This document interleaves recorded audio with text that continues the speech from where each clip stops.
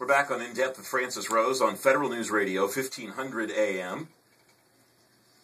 Today on In Depth on Pentagon Solutions, my guest is Command Sergeant Major Bernard McPherson with PEO Soldier. And I mentioned at the beginning of the show, sir, that you brought in addition to coming in with some of your team members, you brought in some exhibits, some displays, some gear. Your road show, I guess, is the non-technical term for it. And my colleague Jolie Lee is here, and she's got the video camera, and I'm going to ask you to take us through this pretty impressive display that you brought us and talk about what, and show us exactly what a warfighter's carrying in the field.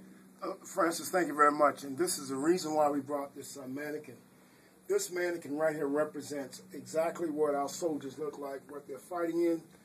Overall, he's fighting in the Operation Enduring Freedom camouflage pattern with their multicam brand. You'll see the advanced combat helmet. Again, I like to stress, everything this soldier is wearing is fire resistant and is treated with permethrin, bug repellent, so to speak. Notice he's got an advanced combat helmet with a chin strap. As we talk about post-traumatic or traumatic brain injury, that helmet and the nape pad behind the helmet assist us, and helps us to kind of prevent or mitigate any type of brain injury. Look at the those are the combat eyewear. That combat eyewear prevents shrapnel from going to the eyes. Also has the ability to protect our soldiers from lasers. If you go down to the shirt, for instance, that is a combat shirt. That shirt also is fire resistant. That's been one of the innovations that what we've done. Instead of fighting in the regular blouse, our soldiers now fight in the Army combat shirt. That Army combat shirt, again, is fire resistant. It has padding, additional padding in the elbow. It is wicker treated for heat and trap moisture. You'll see he's fighting in the soldier plate carrier system. Now, this apparatus that you see that's pretty much hanging off of him, so to speak, or that attached to him, is what we call a tactical assault panel. When we first fielded the soldier plate carrier system, the soldier said, look, it doesn't have enough real estate for me to take all of my ammunition and grenades and etc. So what we did was we developed a tactical assault panel that attaches to that soldier plate carrier system. Also, what's unique about that soldier plate carrier system is that it has a quick release on it.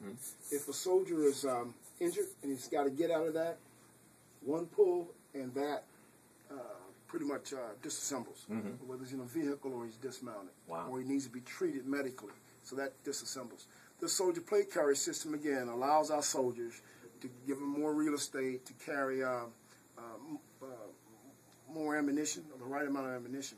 Here you see to the right is what we call our IFAC, improved first aid kit. In that first aid kit, there is an instrument to do an esophageal airway. We have a blood clotting agent, ordinary blood clotting agent bandage. We also have what we call a combat application tourniquet in that, and based on the type of injuries that we had been experiencing, those were the things that our soldiers were asking for. And I'll tell you, it is proved to be very beneficial over there as we treat the type of injuries that we're treating. If you go down to the gloves, those are combat gloves. Those gloves are fire resistant. And again, we've made some improvements with the dexterity based on some of the instrumentations and some of the little knobs that soldiers have to use.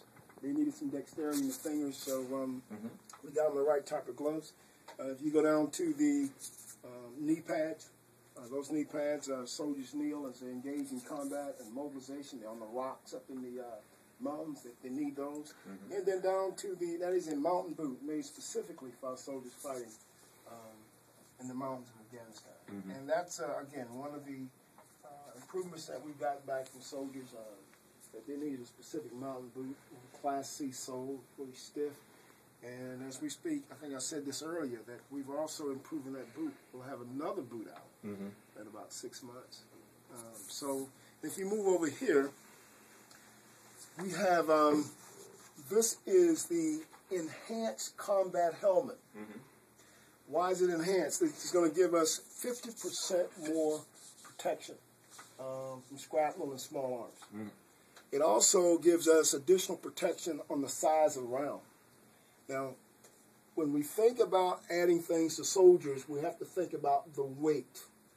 With the help of our industry partners, we're able to enhance the capabilities of this helmet and not increase the weight of it.